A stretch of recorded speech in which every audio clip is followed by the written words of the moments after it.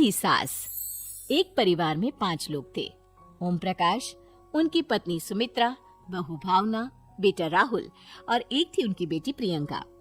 वैसे तो ओम प्रकाश और सुमित्रा के घर में सब कुछ ठीक ठाक था, लेकिन सुमित्रा की एक आदत थी। घर में कुछ भी गलत या सही हो तो वो किसी से कुछ नहीं कहती। और भावना स्वभाव की इतनी सीधी सादी थी कि अगर कोई उसके साथ गलत भी करता तो भी वो उसे कुछ नहीं कह पाती। इसी के चलते प्रियंका और राहुल घर में मनमानी चलाते रहते, क्योंकि घर को संभालने वाली औरतें इस तरह से रहती थी जैसे वो गूंगी और अंधी हो। माँ, मैं अपनी सहेलियों के साथ पिकनिक पर जा रही हूँ। ठीक है बेटा, चली जाओ। और मुझे आने में रात हो जाएगी, देर से ही आऊंगी मैं। अच्छा, कोई बात नहीं बेटा। भावना, तुमको एक बार में समझ में नहीं आता क्या? नाश्ते में फिर से पराठे बना के रख दिए। कितनी बार तुमसे कहा है कि मेरे लिए ढंग का नाश्ता बनाया करो। ठीक है जी, आगे से ध्यान रखूंगी। अरे ये बहू से किस तरह से बात कर रहे हो तुम राहुल? अरे तो और क्या करूं पापा, इसको कहीं बात एक बार में समझ में ही नहीं आती। सुमित्रा, तुम अपने बेटे को समझाती क्यों नहीं? बहू से बात करने का ये क्या तरीका है? अरे जिसकी जैसी मर्जी आए करो, मुझे क्या। भावना बेटा, तुम भी तो कभी कुछ कहा करो। इस तरह क्यों सबकी बातें सुनती रहती हो? कोई बात नहीं पापा जी, सब ठीक है। रात को काफी देर तक प्रियंका घर नहीं आती और जब वापस लौट कर आती है तो एक लड़की के साथ बाइक पर बैठकर सुमित्रा और भावना दोनों ही प्रियंका को लड़की के साथ देख लेते हैं। आज तो जोर से डांट पड़ने वाली है, लेकिन मैं डर क्यों रही हूँ? माँ तो सब कुछ देखकर भी अंधी बनी रहती है। और रही बात भाभी की, वो किसी को कुछ नहीं बताने वाली। कहने को भगवान ने आवाज दी है, लेकिन गूंगी है गूंगी। अरे प्रियंका बेटा, इतनी रात को कॉलेज से लौट कर आ रही हो? कहाँ गई थी तुम? पापा, वो सहेली के घर पर थी, पढ़ाई करने के लिए रुक गई थी। अच्छा, ठीक है, जाओ अपने कमरे में जाओ और सो जाओ।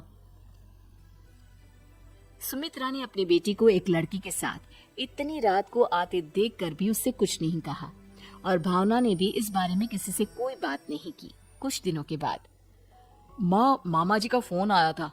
उन्होंने प्रियंका के लिए कोई रिश्ता ढूंढा है। लड़के वाले उसे देखने आ रहे हैं। अरे मुझे नहीं करनी शादी वादी, किसी लड़की को बुलाने की कोई जरूरत नहीं है। ये तुम क्या कर रही हो प्रियंका बेटा? तुम्हारी शादी की उम्र हो चली है और तुम्हारे मामा जी ने बहुत अच्छा रिश्ता बताया है। पापा, अब जिद क्यों कर रहे हैं? और आप क्यों मेरी मर्जी के खिलाफ शादी कराना चाहते हैं? अरे माँ, इसको समझाइए ना। आपकी बेटी, आप तो बस चुपचाप सब कुछ होते हुए भी देखती रहती हैं। अरे तो क्या कहूँ, और मेरे कहने से क्या हो जाएगा? वैसे भी गलत क्या हो रहा है, सब कुछ सही तो है। भावना बहू, देखो तो प्रियंका हमारी बात नहीं समझेगी, लेकिन वो तुम्हारी हम उम्र है। क्या पता तुम्हारे कहने से उसे कुछ समझ में आ जाए। नहीं पापा जी, मेरे कहने से कुछ नहीं होगा। मैं प्रियंका को कैसे समझा सकती हूँ? वो ननद है मेरी, कहीं मेरी किसी बात का बुरा मान गई तो? सुमित्रा और भावना में से कोई भी प्रियंका को कुछ नहीं समझाता। इस बात से राहुल और ओम प्रकाश जी दोनों ही परेशान हो जाते हैं। और फिर जब लड़का प्रियंका को देखने के लिए आता है, मुझे आपकी बेटी बहुत पसंद है, मैं उसके साथ शादी करने के लिए तैयार हूँ। देखो, मुझे तुमसे शादी नहीं करनी, और ये बात जितनी जल्दी समझ में आ जाए अच्छा रहेगा। अरे तो फिर आप लोगों ने मुझे यहाँ बुलाया ही क्यों? माफ कर दो बेटा, वो हमारी बेटी जरा गुस्से में है, हम उसे समझाने की कोशिश करते हैं। हाँ, देखिए आप नाराज मत होइए, वो तो उसने बस ऐसे ही कह दिया होगा। अरे कोई ऐसे ही कुछ कहता है क्या? और ये आपकी पत्नी और माँ, ये दोनों इस तरह चुपचाप क्यों बैठे हैं, जैसे इस घर के मेंबर ही ना हो? आपके घर में सब कुछ ठीक तो है ना? अरे सब कुछ ठीक है बेटा। सुमित्रा, समझाओ ना अपनी बेटी को। अरे क्या समझाऊं, क्या होगा समझाने से? सब ठीक ही तो हो रहा है, गलत क्या हो रहा है? भावना, प्रियंका को अंदर लेकर जाओ और उससे समझाओ कि कितना अच्छा रिश्ता है। इतना अच्छा लड़का है, इस तरह से बिहेव ना करे। नहीं जी, मैं किसी से कुछ नहीं कह सकती जी। अरे अजीब परिवार है, मुझे तो यहाँ से निकलना पड़ेगा। इस तरह से तो आपकी बेटी की शादी किसी से नहीं हो सकती। जिसके घर की औरतें गूंगी और अंधी बनकर बैठ जाए, उस घर का कुछ नहीं हो सकता। ओम प्रकाश और राहुल सुमित्रा और भावना की हरकतों की वजह से बहुत परेशान हो जाते हैं। एक दिन वो दोनों आपस में बात करते हैं। पापा, समझ में नहीं आता कि भावना और माँ को कैसे समझाया जाए। सही कहते हो बेटा। तुम और मैं काम के सिलसिले में सारा दिन घर के बाहर रहते हैं और घर की दोनों औरतें जिन्हें सारा घर संभालना चाहिए गूंगी और अंधी बनकर रहती हैं। पापा आप ही बताइए इसका क्या उपाय है। मेरी तो कुछ समझ में नहीं आता बेटा, लेकिन हमें कुछ तो करना पड़ेगा क्योंकि इन सब की वजह से प्रियंका बहुत ज्यादा बिगड़ती जा रही है। तुमने देखा उसे किस तरह से बिहेव किया था। अरे लेकिन पापा हम करेंगे क्या। हमें एक नाटक करना होगा। कुछ दिनों के लिए हम भी गूंगे और बहरे बन जाते हैं, उसके बाद इन दोनों औरतों को अकल आएगी। हाँ पापा शायद आपकी बात ठीक है। हम दोनों हर बार बात को संभाल लेते हैं और इसी वजह से माँ और भावना कुछ भी करने की कोशिश ही नहीं करते। और फिर अगले दिन, भावना नाश्ते में क्या बनाया है? जी पराठे बनाए हैं। मेरे लिए पोहा बना दो। अच्छा जी ठीक है, अभी बना देती हूँ जी। बहू नाश्ते में क्या बनाया है?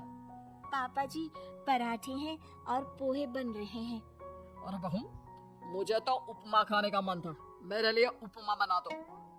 ठीक है पापा जी, अभी बना देती हूँ। भाभी जल्दी से जरा मेरा कॉलेज का टिफिन तो पैक कर देना। और सुनो मुझे ना भिंडी की सब्जी खाने का मन है। सुमित्रा चुपचाप बैठी बैठी सब कुछ देख रही थी। उसने किसी से कुछ भी नहीं कहा और ये देखकर भावना को मन ही मन गुस्सा आ रहा था, लेकिन वो किसी से कुछ नहीं कह रही थी। उसे लग रहा था कि ओम प्रकाश जी जो हमेशा उसके साइड लेते थे वो भी आज चुपचाप बैठे हुए थे। शाम के वक्त प्रियंका अपने बहुत सारे दोस्तों को लेकर घर आती है और उधर दूसरी तरफ से राहुल भी अपने ऑफिस के दोस्तों को लेकर घर आ जाता है। प्रियंका अपने कमरे में तेज म्यूजिक चलाकर डांस करती है और राहुल अपने दोस्तों के साथ बैठकर जोर जोर से हंस रहा था। प्रियंका और राहुल मिलकर पूरे घर को अस्त व्यस्त कर देते हैं, लेकिन भावना उनसे कोई शिकायत नहीं करती और सुमित्रा जी भी चुपचाप बैठी रहती है। लेकिन भावना और सुमित्रा के अंदर का गुस्सा धीरे धीरे बढ़ रहा था। फिर रात को ओम प्रकाश और राहुल एक दूसरे से बातें करते हैं। पापा हमने इतना कुछ किया फिर भी भावना कुछ बोलती ही नहीं और माँ भी कुछ गलत करने से किसी को रोकती ही नहीं। तुम चिंता मत करो बेटा, इन दोनों के अंदर का गुस्सा भर रहा है और बहुत जल्दी बाहर आने वाला है। अगले दिन, अरे बहू ये कपड़े धुले हैं या गंदे हैं? पापा जी कपड़े तो मैंने धोकर ही आपकी अलमारी में रखे थे। मुझे तो साफ नहीं लग रहा, एक बार और धो देना। प्रियंका मैं सोच रहा था कि तुम्हें उस लड़के से शादी नहीं करनी है ना, मत करो। एक काम करो, वैसे भी क्या रखा है शादी वादी में, तुम्हें जो लड़का पसंद है उसके साथ जाकर कोर्ट मैरिज कर लो। इस बार ओम प्रकाश और राहुल की बात सुनकर भावना और सुमित्रा के अंदर का गुस्सा जाग उठता है। मैं किसी से कुछ कहती नहीं जी, इसका मतलब ये है कि आप लोग मुझे परेशान करते ही रहेंगे। कल 4 बार मुझसे नाश्ता बनवाया, आज पापा जी मुझसे धुले हुए कपड़ों को बार बार धुलवा रहे हैं। अरे मैं इंसान हूँ जी, कोई मशीन नहीं हूँ।